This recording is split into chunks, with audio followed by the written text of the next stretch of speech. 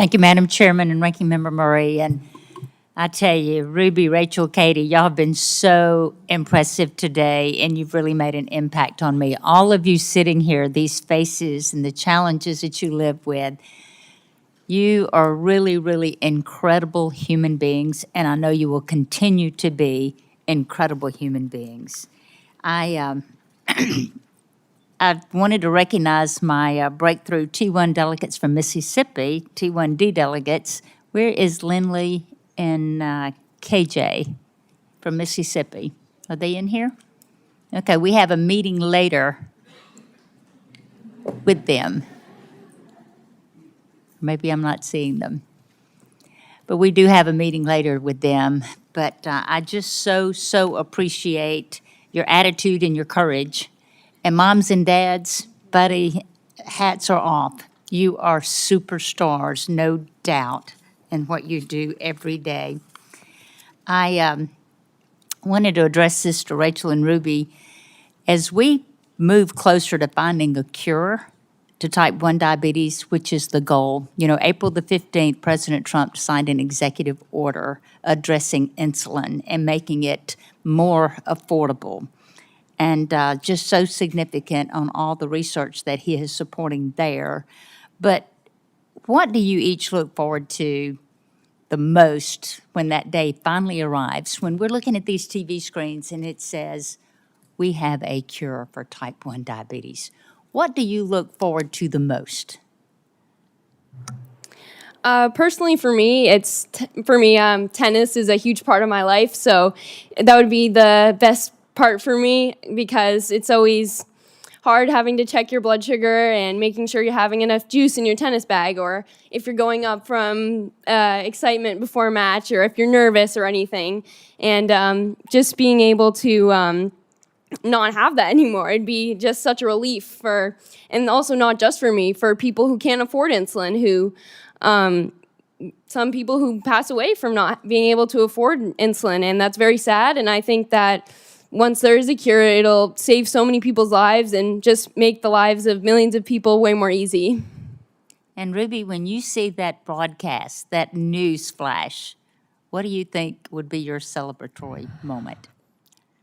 Oh, that's a good question. I think it would just be not having to worry about it anymore, just being free of it. I feel like it'd feel like, I don't know, just taking off a burden that's in my life and so many other people's lives.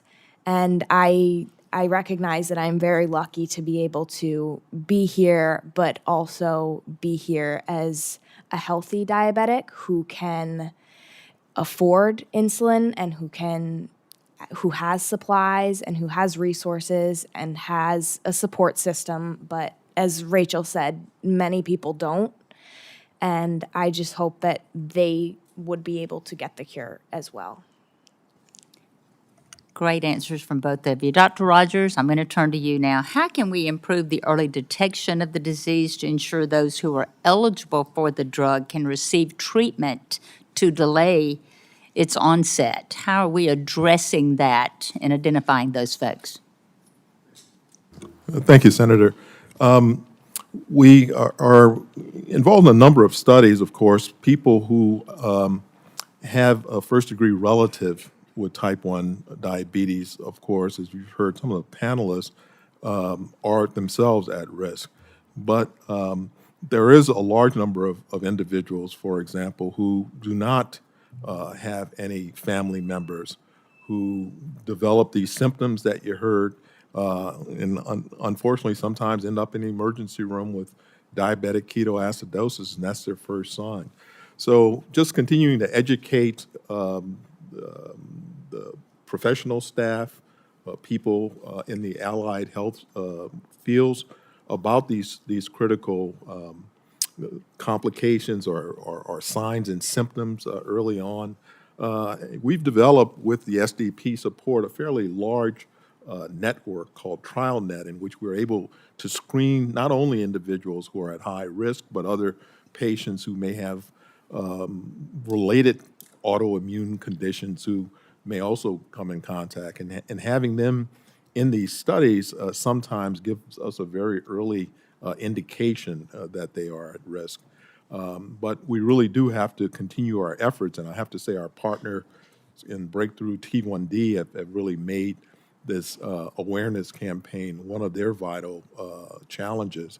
And I think they've been equal to the challenge. They've been letting people be quite aware because there are things to do in terms of prevention today. Wow, what a great breakthrough. And I would just want to thank you for all you have done. Thank And you. my time is out, but I tell you, I want to be your cheerleader. I want to be your supporter, and everybody in this room that's dealing with this, you've got members of Congress that are in it with you. We don't know the anxiety that comes with this every day like you do, but we know what our job is, and our job is to find a cure, and we're not going to forget that. Thank you. Thank you.